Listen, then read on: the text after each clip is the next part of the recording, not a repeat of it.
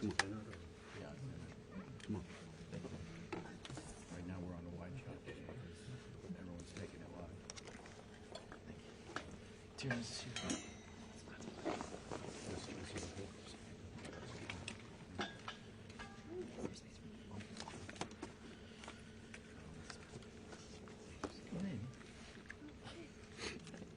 Just watch your left foot.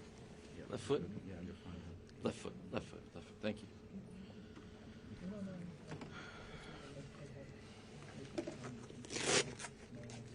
How's everybody doing?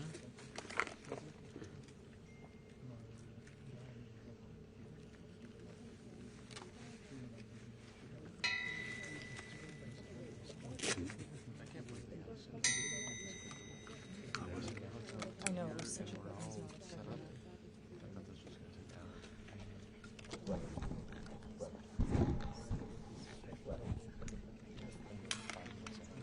You know what you're doing? You know what you're doing? Sir, sir, if you could please take like a half step back. Those are really wide-angle lenses, and you'll, if the two of you move forward, you'll be in the shot as the, ma'am, in the white also. The farther y'all press forward, the more you're going to be in these shots. They're super wide-angle. Thanks, Julio. Thank you. Oh, it's for AV? Oh, no, I'm going to set that.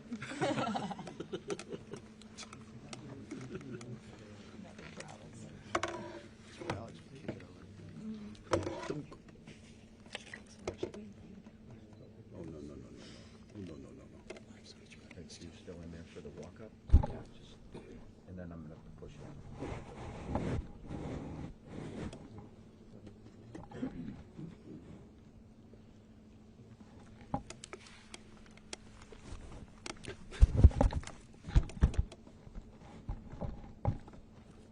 Test image. It's a handheld camera test image. Test image. 24 to 70.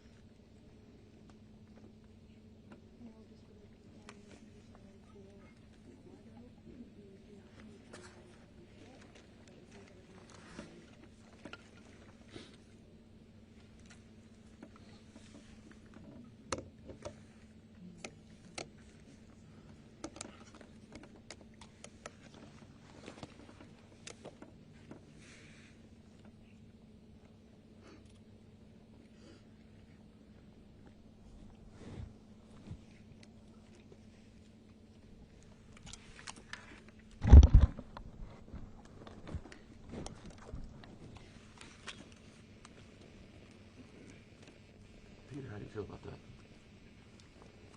I'm fine with that.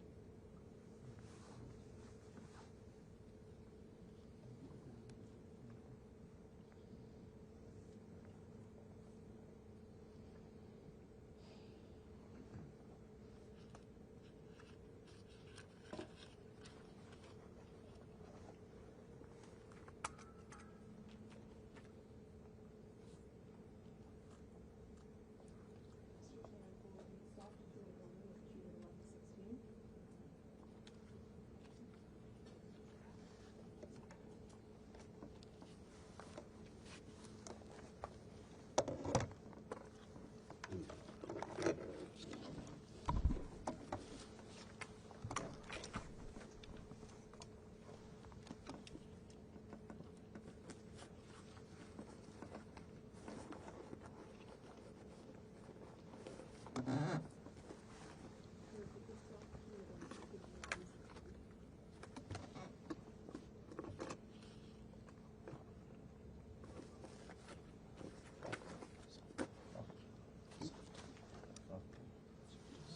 2 minutes. 2 minutes.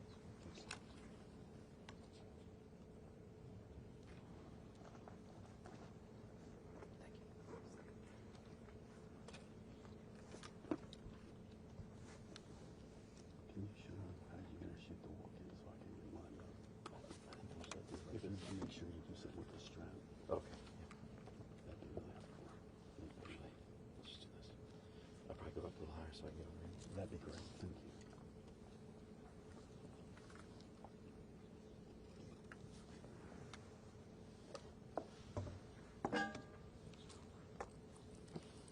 Thanks, Amy.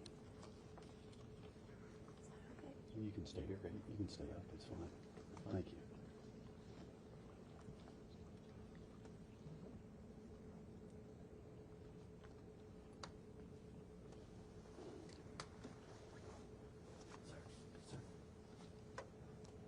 Pull that roof back. Thank you. No. He said, nice to meet you. Can't touch it. Jesus Christ.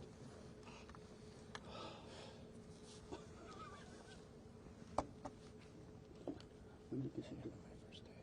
You get your second cruise? 33 years ago. You get out. Yeah, man. I'll be fine. Sir.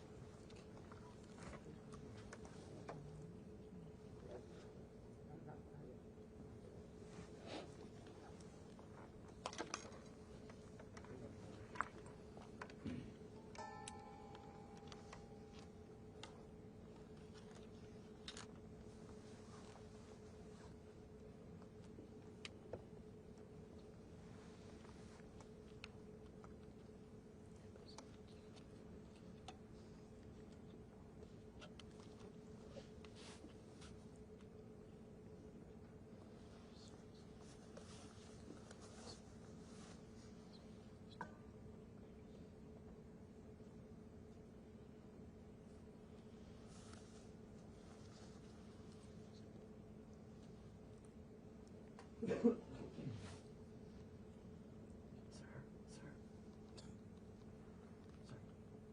could stand up a little. Thanks. You're moving the camera. Trust me.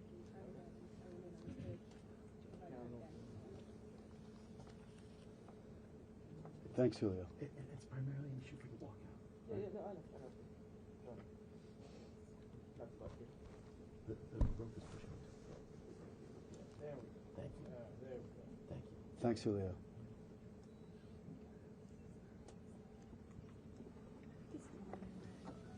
No, I don't have to. Thanks.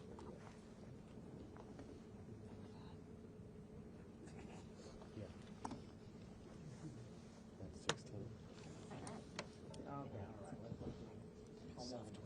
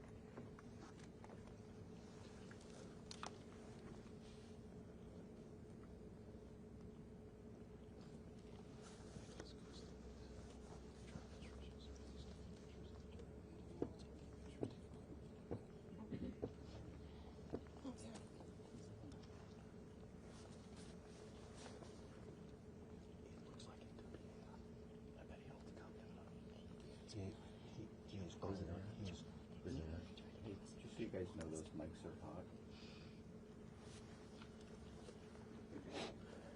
Why don't we turn them off?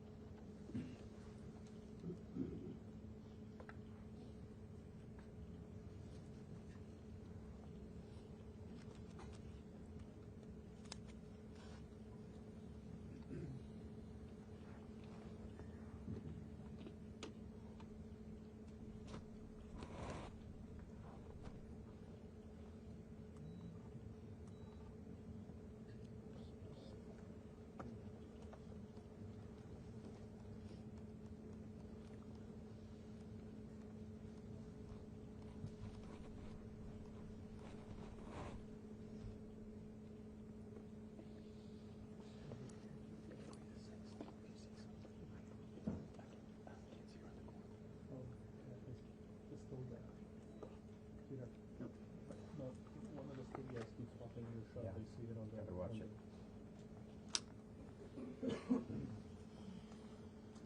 Jonathan, Who is it? your Yeah, foot right keeps now it's hitting okay. the tripod. Is it true? Yeah.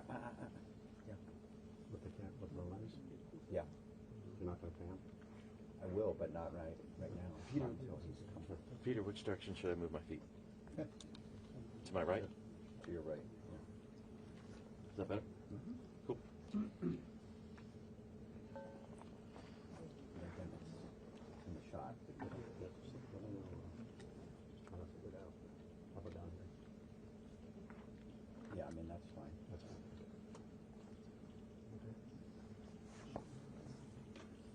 If that's okay? Yeah.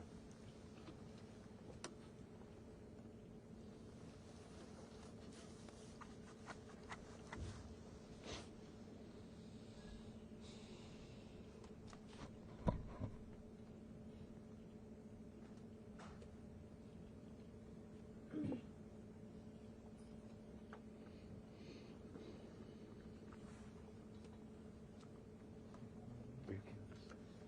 I wouldn't put it right in front of you if I thought you were gonna be up. Oh, yeah.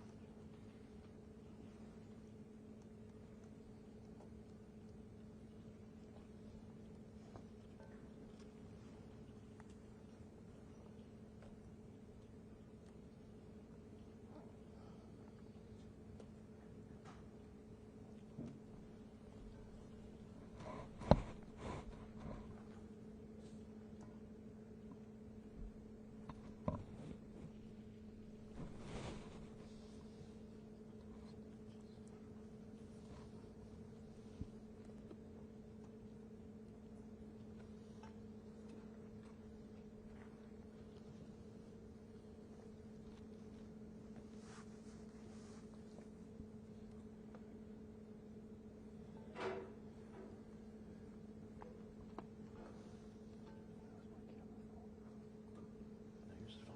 Okay.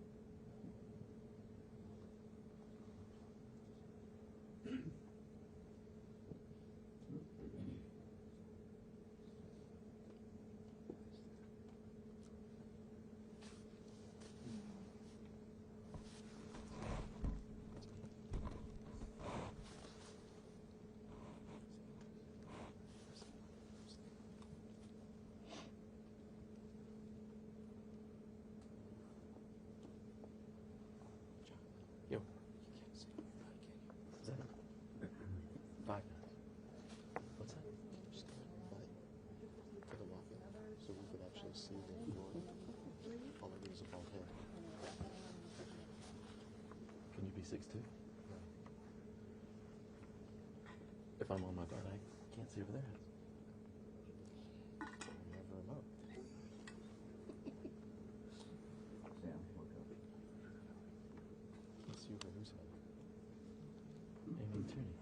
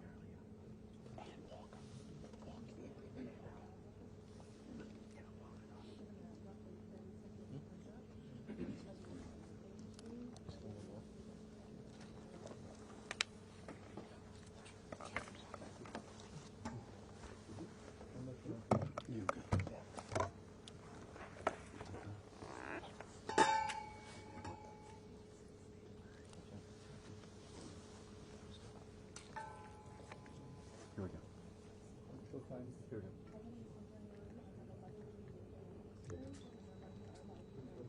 Good morning. Okay, thank you very much. This is big stuff, and we appreciate you being here. Late last night and early today, at my direction, the United States Armed Forces conducted an extraordinary military operation in the capital of Venezuela. Overwhelming American military power, air, land, and sea, was used to launch a spectacular assault. And it was an assault like people have not seen since World War II. It was a force against a heavily fortified military fortress in the heart of Caracas to bring outlaw dictator Nicolás Maduro to justice. This was one of the most stunning, effective, and powerful displays of American military might and competence in American history. And if you think about it, we've done some other good ones, like the attack on Soleimani, the attack on al-Baghdadi, and the obliteration and decimation of the Iran nuclear sites just recently in an operation known as Midnight Hammer, all perfectly executed and done. No nation in the world could achieve what America achieved yesterday, or frankly, in just a short period of time.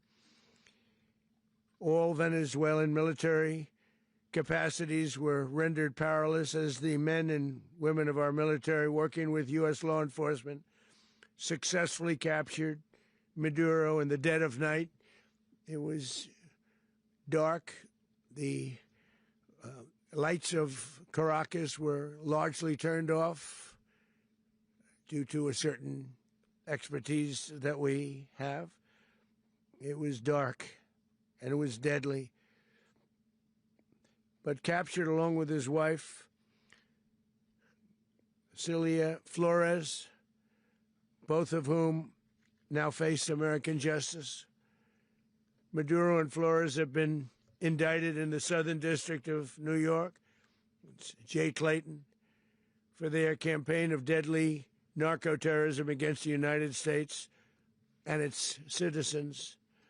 I want to thank the men and women of our military who achieved such an extraordinary success overnight with breathtaking speed, power, precision, and competence. You rarely see anything like it. You've seen some raids in this country that didn't go so well. They were an embarrassment. If you look back to Afghanistan, or if you look back to the Jimmy Carter days, they were different days. We're a respected country again, maybe like never before. These highly trained warriors, operating in collaboration with U.S. law enforcement, caught them in a very ready position. They were waiting for us. They knew we had many ships out in the sea, just sort of waiting. They knew we were coming. So they were in a ready, what's called a ready position. But they were completely overwhelmed and very quickly incapacitated. If you would have seen what I saw last night, you would have been very impressed. I'm not sure that you'll ever get to see it, but it was an incredible thing to see. Not a single American service member was killed, and not a single piece of American equipment was lost. We had many helicopters, many planes, many people involved in that fight.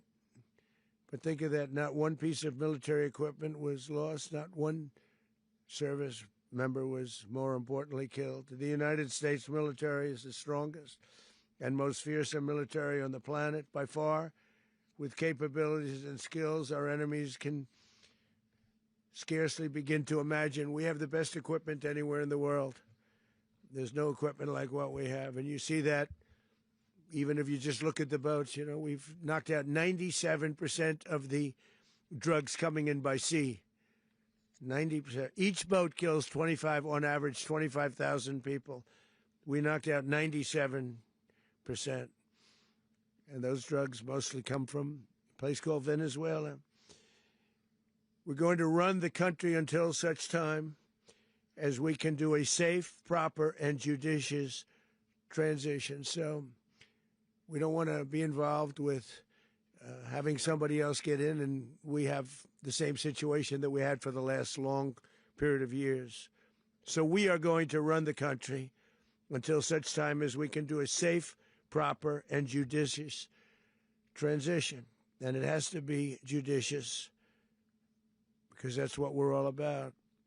We want peace, liberty, and justice for the great people of Venezuela, and that includes many from Venezuela that are now living in the United States and want to go back to their country. It's their homeland.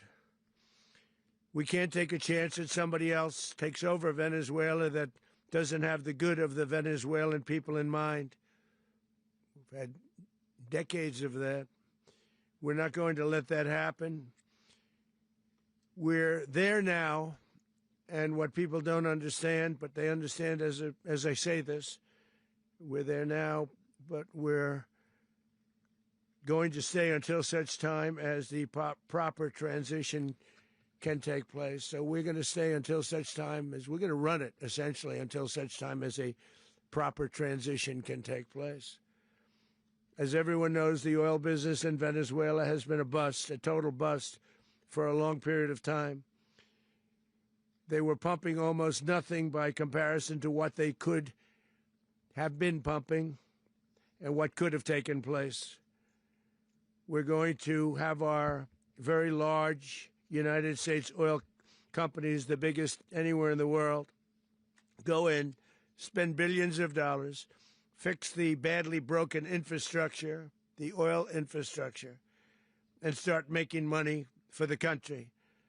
And we are ready to stage a second and much larger attack if we need to do so. So we were prepared to do a second wave if we needed to do so. We actually assumed that a second wave would be necessary, but now it's probably not. The first wave, if you'd like to call it that, the first attack was so successful, we probably don't have to do a second, but we're prepared to do a second wave, a much bigger wave, actually. This was pinpoint, but we have a much bigger wave that probably won't have to do. This partnership of Venezuela with the United States of America, a country that everybody wants to be involved with because of what we were able to do and accomplish, will make the people of Venezuela rich, independent, and safe. And it will also make the many, many people from Venezuela that are living in the United States extremely happy. They suffered. They suffered. So much was taken from them. They're not going to suffer anymore. The illegitimate dictator Maduro was the kingpin of a vast criminal network responsible for trafficking colossal amounts of deadly and illicit drugs into the United States. As alleged in the indictment, he personally oversaw the vicious cartel known as Cartel de las Solas, which flooded our nation with lethal poison, responsible for the deaths of countless Americans, the many, many Americans. Hundreds of thousands over the years of Americans died because of him. Maduro and his wife will soon face the full might of American justice and stand trial on American soil. Right now, they're on a ship. They'll be heading to, ultimately, New York, and then a decision will be made, I assume, between New York and Miami or Florida. But we have people where the overwhelming evidence of their crimes will be presented in a court of law. And I've seen it. I've seen what we have. It's both horrible and breathtaking that something like this could have been allowed to take place. For many years after his term as president of Venezuela expired, Maduro remained in power and waged a ceaseless campaign of violence, terror, and subversion against the United States of America, threatening not only our people, but the stability of the entire region. And you all saw it. In addition to trafficking gigantic amounts of illegal drugs that inflicted untold suffering and human destruction all over the country, all over, in particular, the United States. Maduro sent savage and murderous gangs, including the bloodthirsty prison gang, Tren de Aragua, to terrorize American communities nationwide, and he did indeed. They were in Colorado. They took over apartment complexes. They cut the fingers off people if they called police. They were brutal, but they're not so brutal now.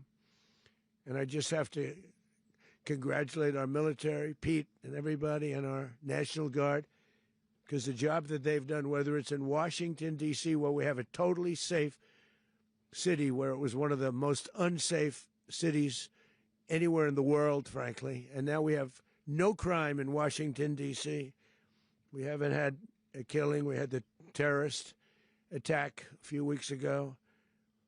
A little bit of a different kind of a threat, but we haven't had a killing in a long period of time, 6, 7 months. We used to have two, on average, 2 a week in Washington, our capital. We don't have that anymore.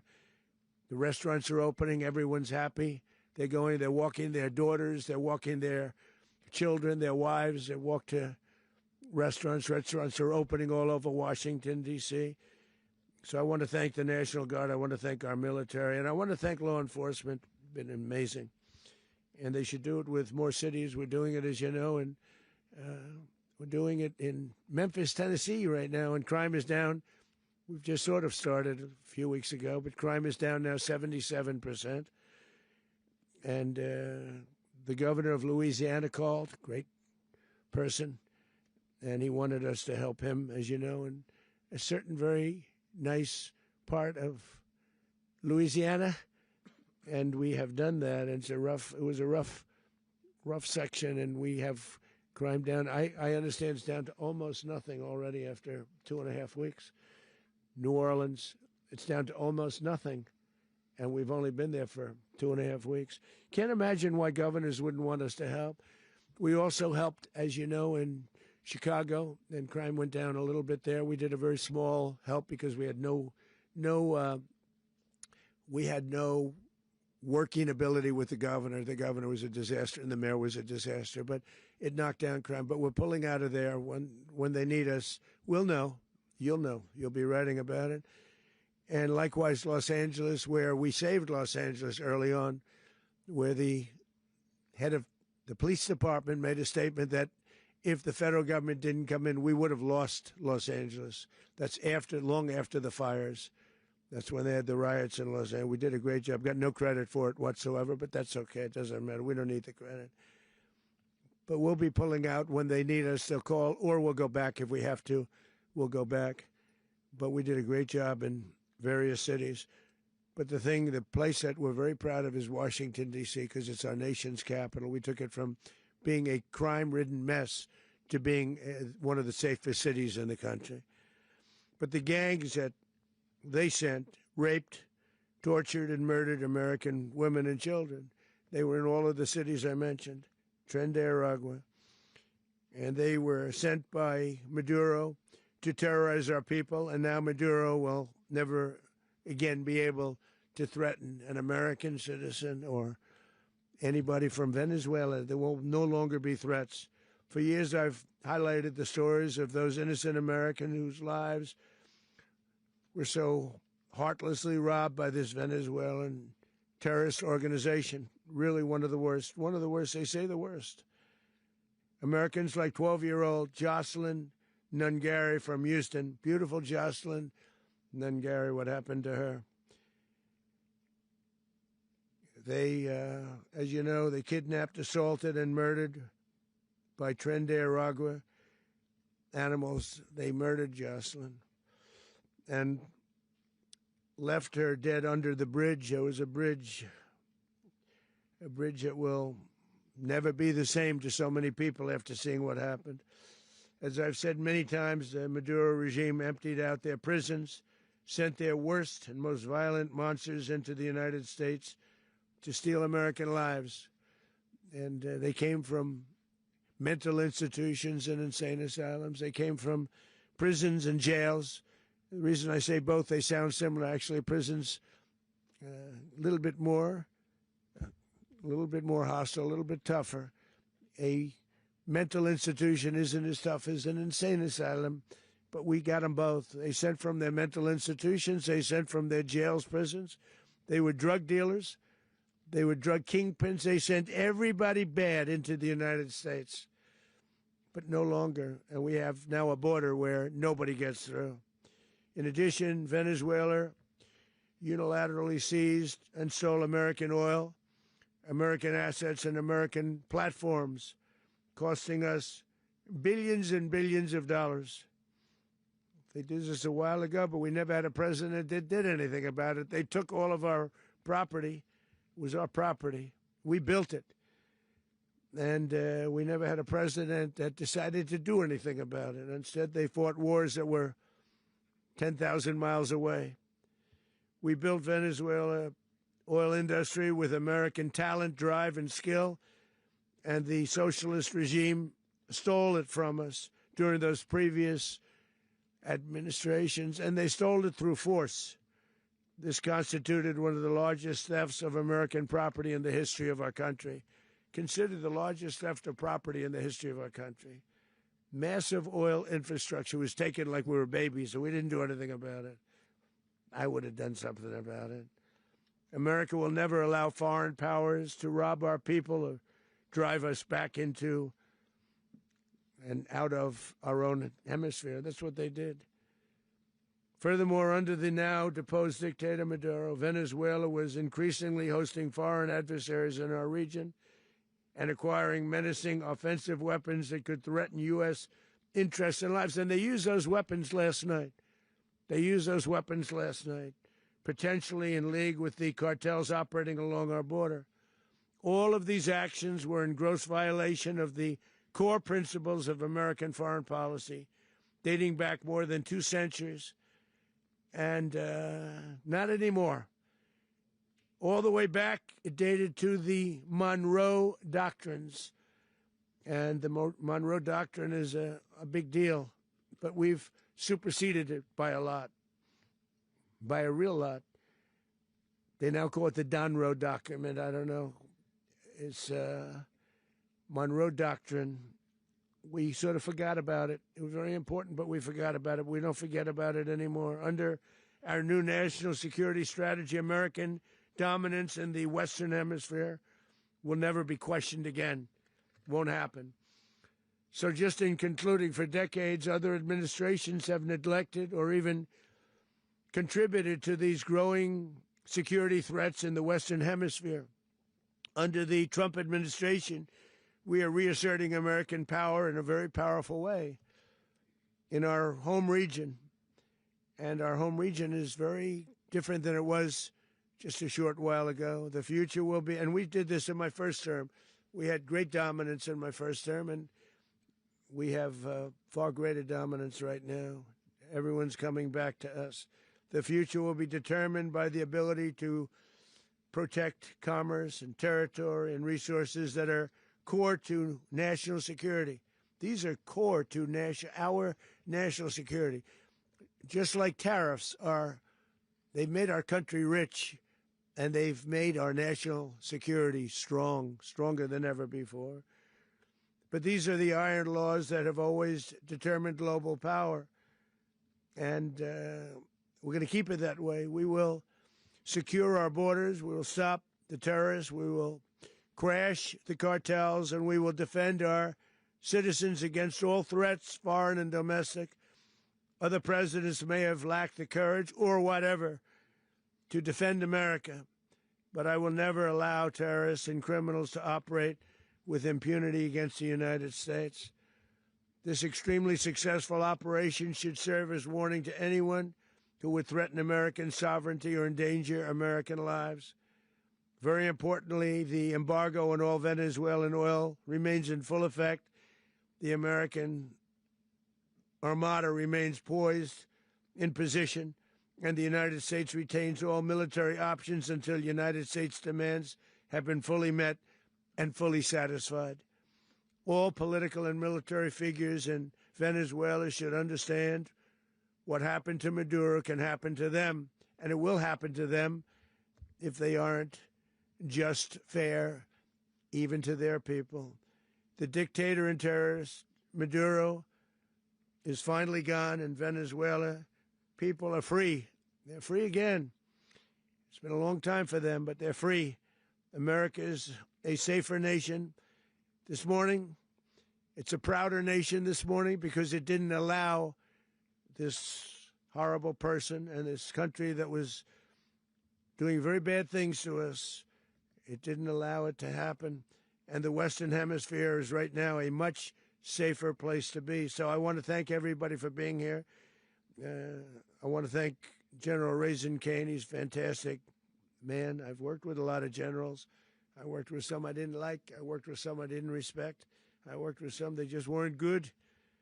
But this guy is fantastic. I watched last night one of the most precise attacks on sovereignty. I mean, it was an attack for justice. And I'm very proud of him, and I'm very proud of our Secretary of War, Pete Hegseth, who I'm going to ask to say a few words. Thank you very much. Mr. President, can you explain how the U.S. will run Venezuela? Well, thank you, Mr. President. Finally, a commander-in-chief the world respects and the American people deserve. And as the President said, words can barely capture the bravery and the power and the precision of this historic operation. A massive joint military and law enforcement raid flawlessly executed by the greatest Americans our country has to offer. American warriors are second to none, the best in the world and the best of our country. What all of us witnessed last night was sheer guts and grit, gallantry, and glory of the American warrior. I'm simply humbled by such men. And I tip my hat to our chairman, Dan Raisin Kane, and all those Americans who stood watch last night. Our warriors are the elite of America, and again, President Trump has your back. No other country on planet Earth, and it's not even close, could pull this kind of operation off. And no other president has ever shown this kind of leadership, courage, and resolve. The most powerful combination the world has ever seen. As the president said, our adversaries remain on notice. America can project our will anywhere, anytime. The coordination, the stealth, the lethality, the precision, the very long arm of American justice, all on full display in the middle of the night. Nicolás Maduro had his chance, just like Iran had their chance, until they didn't and until he didn't. He effed around, and he found out. President Trump is deadly serious about stopping the flow of gangs and violence to our country. Deadly serious about stopping the flow of drugs and poison to our people. Deadly serious about getting back the oil that was stolen from us. And deadly serious about reestablishing American deterrence and dominance in the Western Hemisphere. This is about the safety, security, freedom, and prosperity of the American people. This is America first. This is peace through strength. And the United States War Department is proud to help deliver it. Welcome to 2026. And under President Trump, America is back. I'd like to welcome now our chairman, Chairman Raisin Kane, to give a few more details about the operation. Mr. Chairman. Thank you, Mr. Secretary. Thank you, Mr. President, and good morning. Last night, on the order of the President of the United States and in support of a request from the Department of Justice, as the President said, the United States military conducted an apprehension mission in Caracas, Venezuela, to bring to justice two indicted persons, Nicolás and Cecilia Maduro. This operation, known as Operation Absolute Resolve, was discreet, precise, and conducted during the darkest hours of January 2nd and was the culmination of months of planning and rehearsal, an operation that, frankly, only the United States military could undertake. What I'd like to do this morning is talk to you through some of the preparation and the details without compromising any of our tactics, techniques, and procedures. There is always a chance that we'll be tasked to do this type of mission again.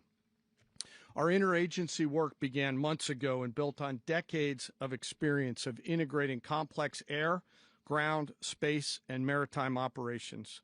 While the past 2 decades have honed the skills of our special operations forces, this particular mission required every component of our joint force, with soldiers, sailors, airmen, Marines, and Guardians working in unison with our intelligence agency partners and law enforcement teammates in an unprecedented operation.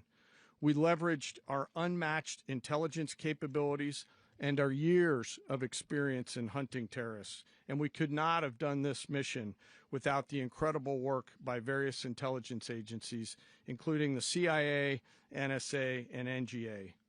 We watched, we waited, we prepared, we remained patient and professional. This mission was meticulously planned, drawing lessons from decades of missions over the last many years, many missions over these last many years. This was an audacious operation that only the United States could do. It required the utmost of precision and integration within our joint force. And the word integration does not explain the sheer complexity of such a mission. An extraction so precise it involved more than 150 aircraft launching across the Western Hemisphere in close coordination, all coming together in time and place to layer effects for a single purpose: to get an interdiction force into downtown Caracas while maintaining the element of tactical surprise.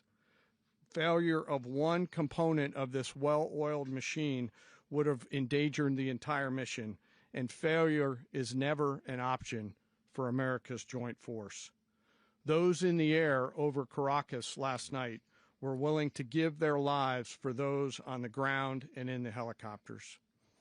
Let me talk a little bit about the preparation.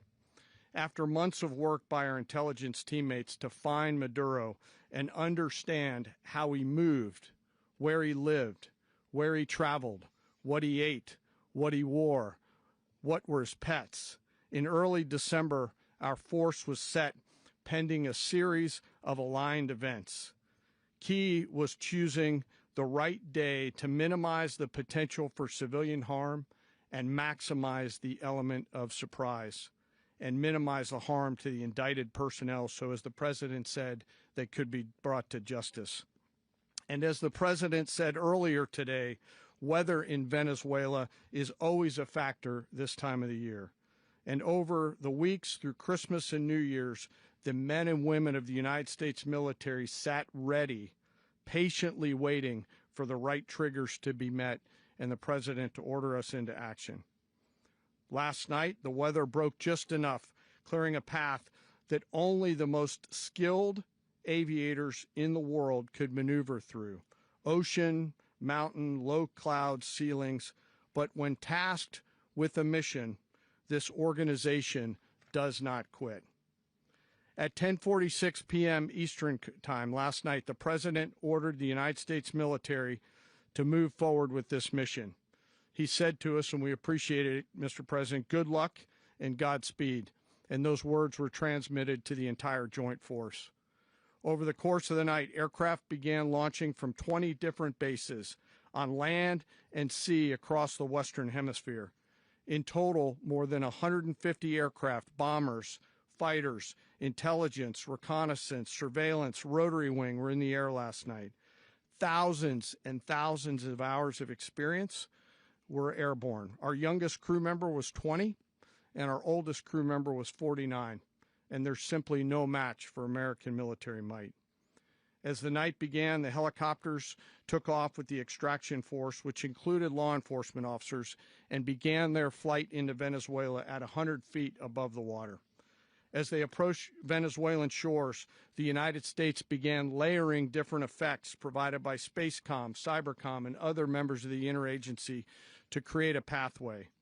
Overhead, those forces were protected by aircraft from the United States Marines, the United States Navy, the the United States Air Force, and the Air National Guard.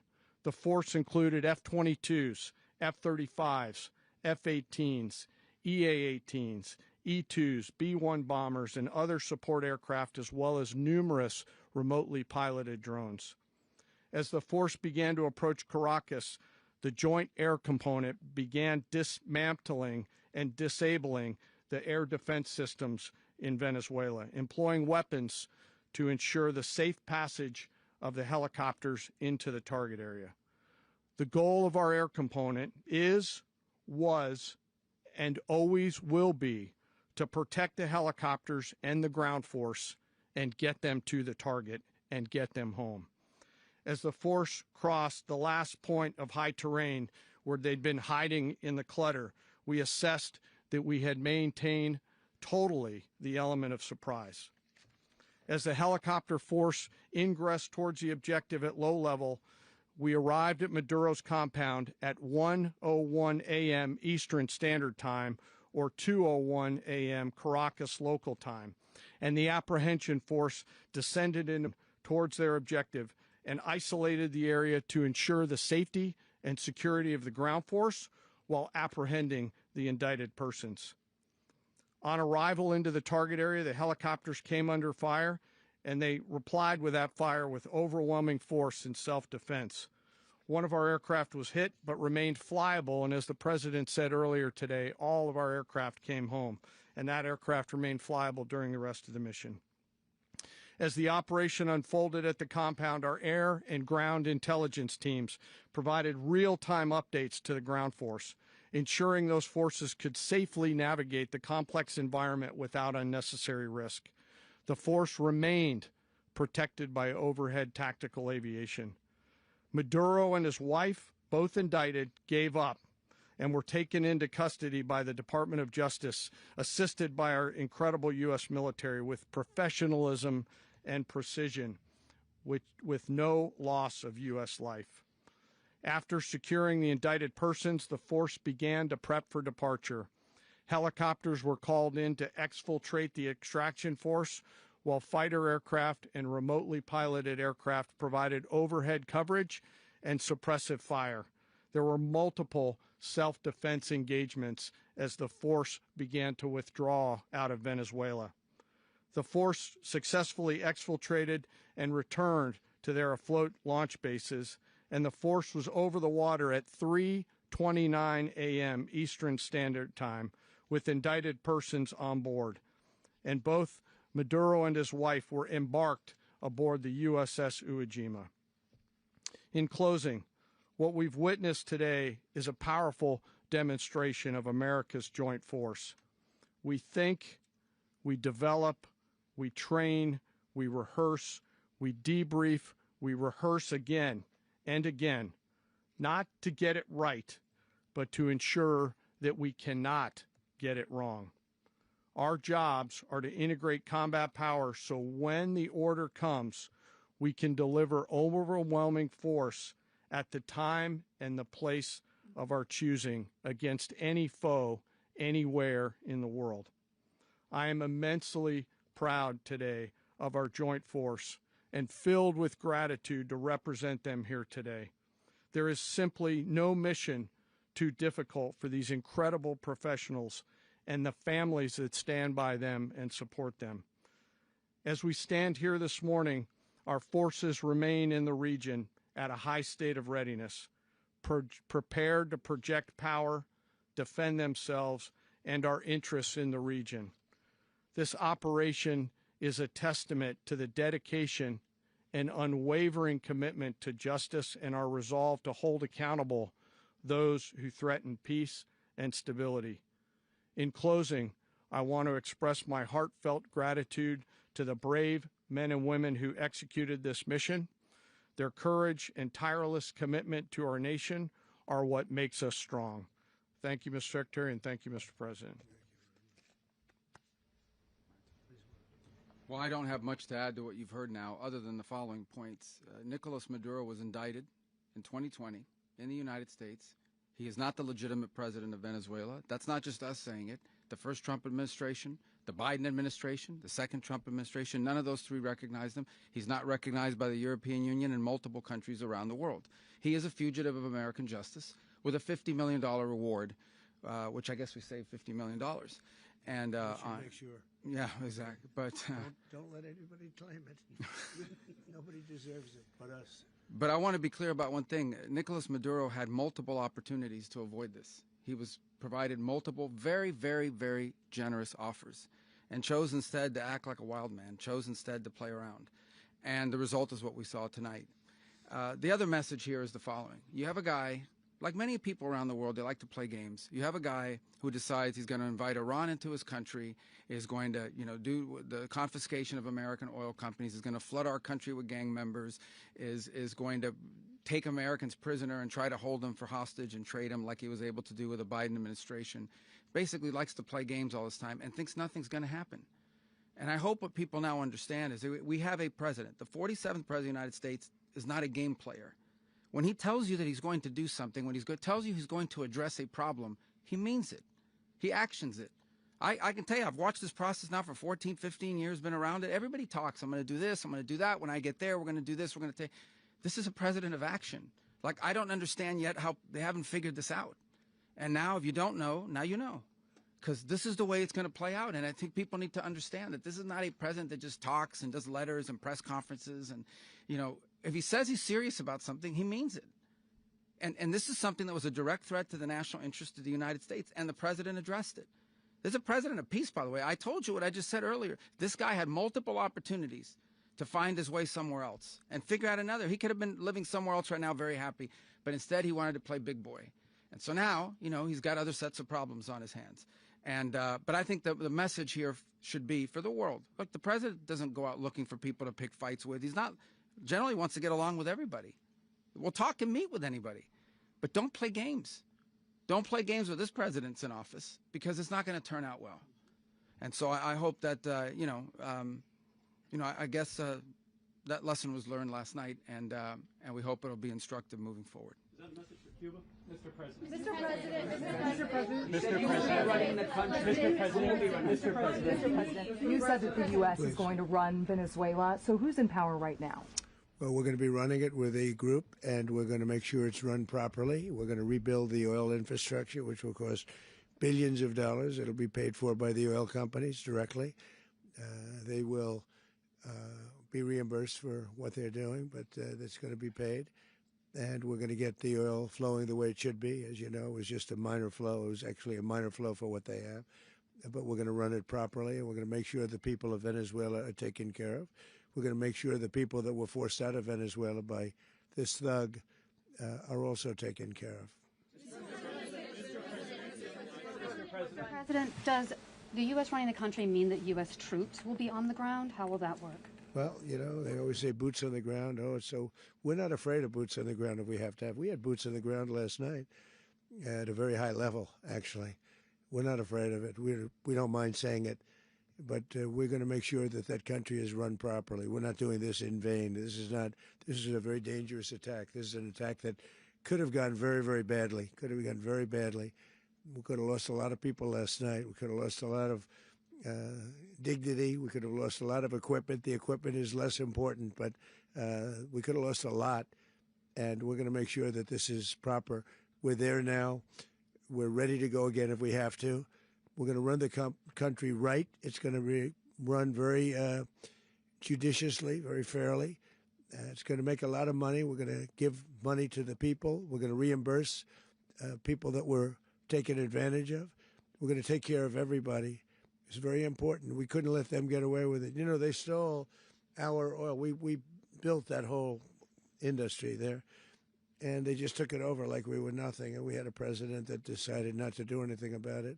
So we did something about it. We're late, but we did something about it. Yeah, please. Mr. President, can you explain the exact mechanism by which you're going to run the country? Are you going to designate a U.S. official to coordinate? Yes, it's all being done right now. We're designating people. We're talking to people. We're designating various people, and we're going to let you know who those people are. That would run Venezuela. Well, it's largely going to be, for a period of time, the people that are standing right behind me. We're going to be running it. We're going to be bringing it back. It's a dead, I talk about a dead country. A year and a half ago, we were a dead country. Now we're the hottest country anywhere in the world. We're a country doing better than any country anywhere in the world. And it required leadership. Venezuela has a lot of bad people in there, a lot of bad people that shouldn't be leading. We're not going to take a chance that one of those people take over for Maduro. So you can look at, and others, we have fantastic people, including people in the military. So we're going to have a group of people running it until such time as it can be put back on track, make a lot of money for the people, and give people a great way of life, and also reimbursement for people in our country that were forced out of Venezuela. Rubio would be... You said earlier today that you weren't going to back Machado to come back and be the opposition leader in your Fox and Friends interview. And then you also mentioned the vice president of Venezuela. Are you going to work with the vice president of Venezuela, or how do you foresee the relationship going? I understand she was just sworn in, but she was, as you know, picked by Maduro. So Marco's working on that directly. He just had a conversation with her, and she's essentially willing to do what we think is necessary to make Venezuela great again. Very simple. Mr. President, Colombian President Gustavo Petro, a couple weeks ago, he said he's got to watch his ass. And today he said he's not concerned about anything happening to him in the aftermath of this operation. So just what your message is about that. Well, he has cocaine mills. He has factories where he makes cocaine. And, yeah, I think I stick by my first statement. He's making cocaine. They're sending it into the United States. So he does have to watch his ass. Mr. President, did you notify any members of Congress in advance? Marco, do you want to talk about that? Because you were involved in it. Sure. We call members of Congress immediately after. This was not the kind of mission that you can do congressional notification on. It was a trigger-based mission in which conditions had to be met night after night. We watched and monitored that for a number of days. So it's just simply not the kind of mission you can call people and say, hey, we may do this at some point in the next 15 days. But it's largely a law enforcement function. Remember, at the end of the day, at its core, this was an arrest of 2 indicted fugitives of American justice, and the Department of War supported the Department of Justice in that job. Now, there are broader policy implications here, but it's just not the kind of mission that you can pre-notify because it endangers the mission. Plus, if I could add one thing to that, Congress has a tendency to leak. This would not be good. If they leaked, General, I think it would have been maybe a very different result. But I have to say, they knew we were coming at some point, We had a lot of ships out there. They sort of knew we were coming. We went there. But Congress will leak, and we don't want leakers. Mr.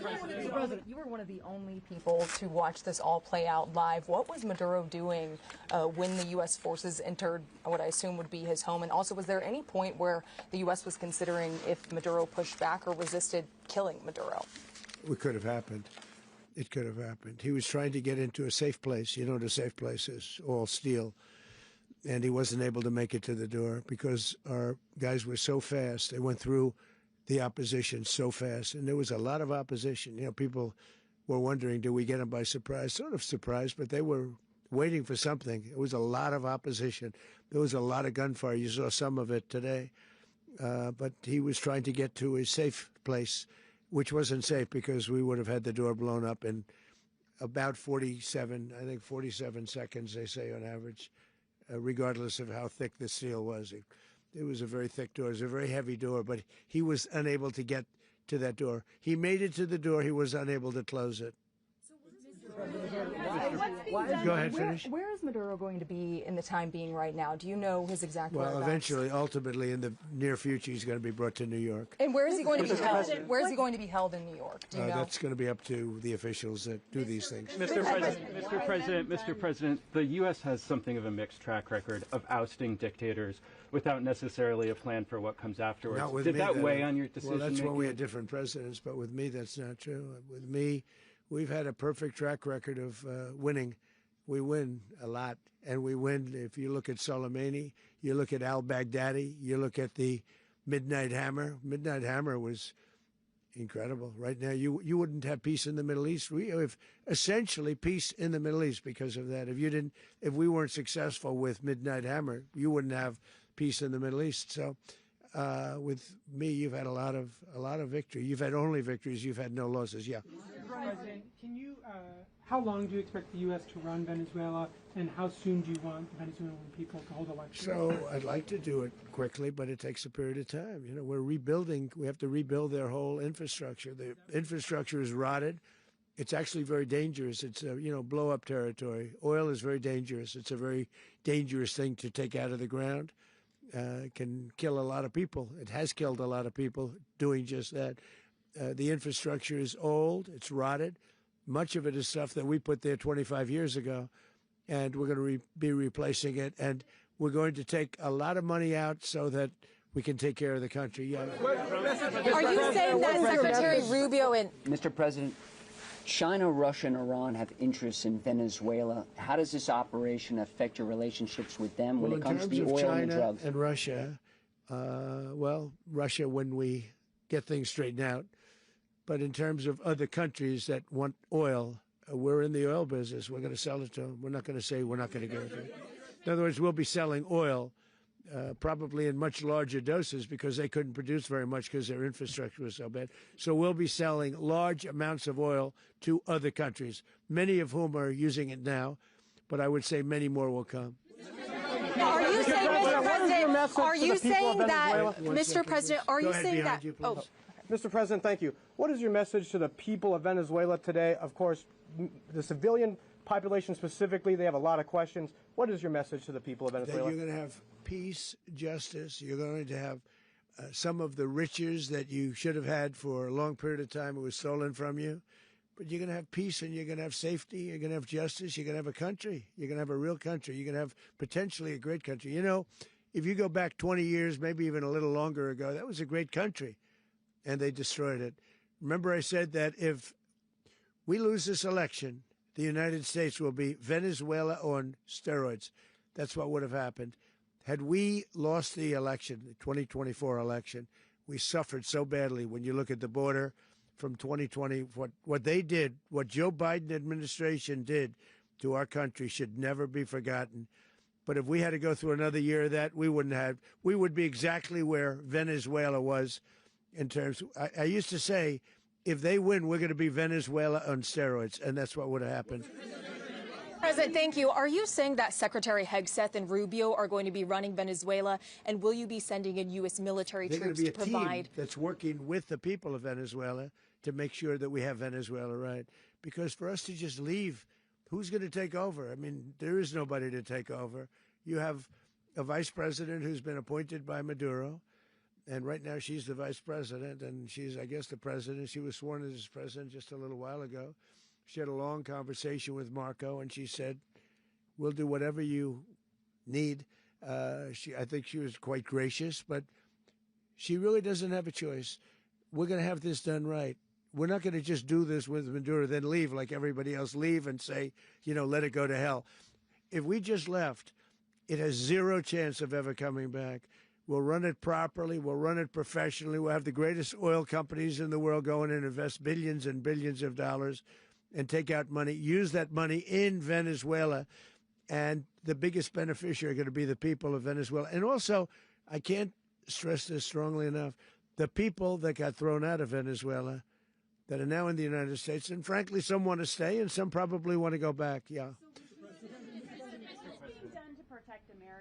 In the country, and were any of the detained Americans Well, right now they're arrested very last protected because nobody's going to mess with us. They're very protected. The people of, and we let them know that you better not touch one of them. Are you concerned that bad elements of the Maduro regime will remain in place? Well, we know who they are. We're on them, and they're acting much differently now than they would have acted 2 days ago. Okay, wait, behind you, please. Mr. President, why is running a country in South America America first? Well, I think it is because we want to surround ourselves with good neighbors. We want to surround ourselves with stability. We want to surround ourselves with energy. We have tremendous energy in that country. It's very important that we protect it. We need that for ourselves. We need that for the world. And we want to make sure we can protect it. Yes, sir. Please, go ahead. Yeah, is there a message here for Cuba and Diaz-Canel?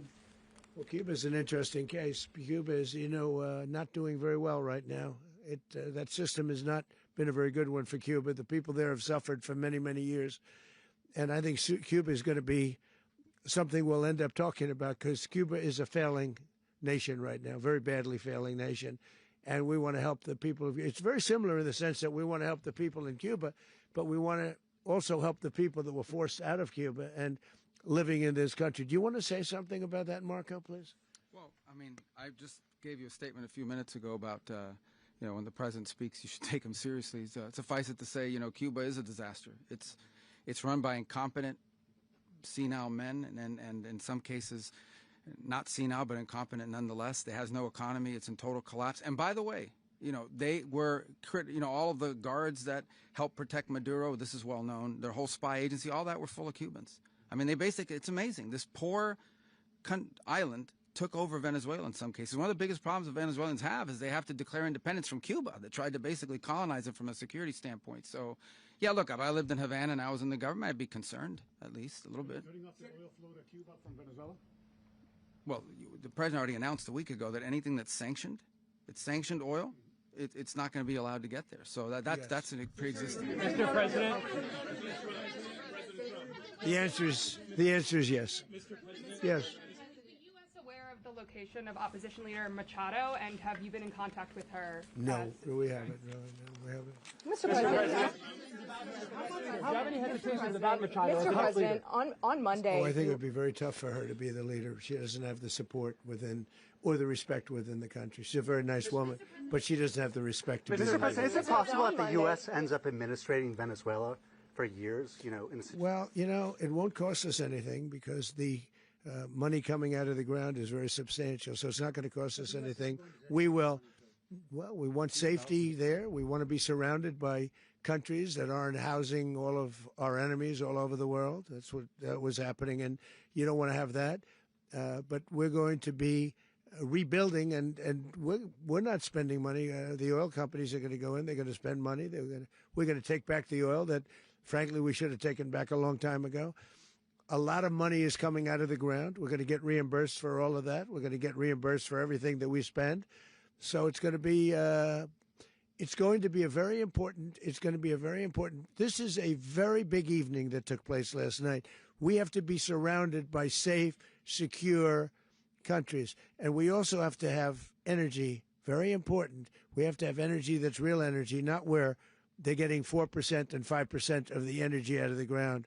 You take a look. It was such a disaster. So what's going to happen with Venezuela, I think, over the next period of a year is going to be a great thing, and the people of Venezuela will be the biggest beneficiaries. Mr. President. Going to send in the U.S. military. Mr. President, thank you. What did you last speak to Maduro about when you spoke? And is the Well, U.S. I don't want to get into the Venezuela? conversations, but I did have conversations with him, and I said, you got to surrender. And I actually thought he was pretty close to doing so, but now he wished he did, yeah.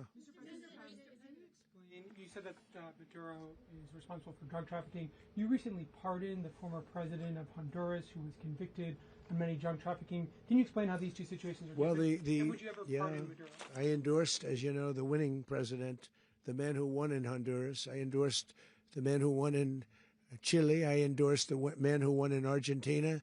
And we are doing very well with that whole group. What the man that I pardoned was, if you could equate it to us, he was treated like the Biden administration treated a man named Trump. That didn't work out too well for them.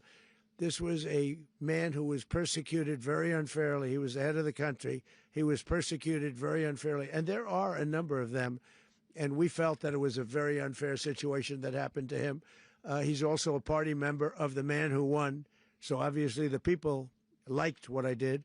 And one of the reasons that was done is because of the fact that the party in power felt very strongly that that man was treated very badly. I studied it very quickly, and then I studied it in great detail. I went to a lot of the people standing behind me, and they felt that that man was persecuted and treated very badly. That's why I gave him a pardon. You referenced boots on the ground earlier. Can you just sort of button this up? Do you envision the U.S. military having a presence in Venezuela as the U.S. runs that country? No, we're going to have a presence in Venezuela as it pertains to oil, because we have to have, we're sending our expertise in. So you may need something, not very much. But no, we're going to be taking out a tremendous amount of wealth out of the ground, and that wealth is going to the people of Venezuela and people from outside of Venezuela that used to be in Venezuela. And it goes also to the United States of America in the form of reimbursement for the damages caused us by that country. So I want to thank you all very much. Thank you. Do you have one? Yes, please. You were so nice before. I'm going to give you the final question. Go Thank ahead. you, Mr. Unless President. it's a bad question, in It's which about case I'll Putin. go one word. It's about who? It's about Putin, if you want. About Putin. Well, that's Okay. always nice You had to a talk phone. about Putin. You had a phone call with him Yeah. on Monday. Did he talk at all about Maduro? Did y'all talk about this? No, we didn't. And We then, never spoke about Maduro. Are you mad at him right now? I mean, there's this I'm not intelligence. thrilled with Putin. I'm not thrilled with Putin. He's killing too many people. I thought that would be so. I settled 8 1/4 war. You know what the 1/4 was? Thailand and Cambodia. I did it again. They broke out, and I did it in about 5 hours, and I settled it. I'm giving myself 1/4, so I'm up to now 8 1/4. In other words, I settled the war, but then they broke out. They had a pretty bad breakout over the last 4 days. I got them to go back to peace. So I only give 1/4. I thought the easiest one would be, one of the easier ones would be Russia, Ukraine. It's not. And they both have done some pretty bad things. And look, that's Biden's war. That's not my war. But I want to stop the lives. Did you see where last month, 30,000, it was 27,000 the month before. 30,000, mostly soldiers, were killed this last month. 30,000. I want to stop that. You know, I got NATO to pay 5% instead of the 2% that they weren't paying. They weren't paying 2, now they pay 5. And we send them a lot of munitions. We send them a lot of things, missiles and various other things, a lot. And they pay. The United States is not losing money. We're probably making money on that. It's the last thing I care about. I just want to stop all those people. We're losing 25, 30,000 human beings. They come from 2 places that are very far away. But if I can stop, because it's something I've been pretty good at doing, deals, I guess. It's all a deal. Life is a big deal. But if I can stop that war and stop 30,000 young people, in addition to the fact that people are being killed in Kiev, people are being killed in other cities throughout, a much smaller number, but they're being killed, viciously killed. So I'm not happy about it. I thought that would be something that would get solved. We have Mr. Witkoff here. I think that we're making progress, but that's a war that should have never happened. If I were president, it would have never happened. Putin says it. Everybody says it. If I were president, that would have never happened. But I inherited that war. That was Joe Biden, Zelensky, and Putin. I came into the situation, and it's a mess. And I will say this. I watched an operation last night that was so precise, that was so brilliant. I mean, it was incredible. If we had our people, like this general, and our people involved, that war would not have gone on very long, that I can tell you. That war, to use an old term, that war has become a bloodbath, and we want it to get stopped. Thank you very much. Mr. President, a rogue Venezuelan general can take over the country. Can you talk about your conversation with the Vice President?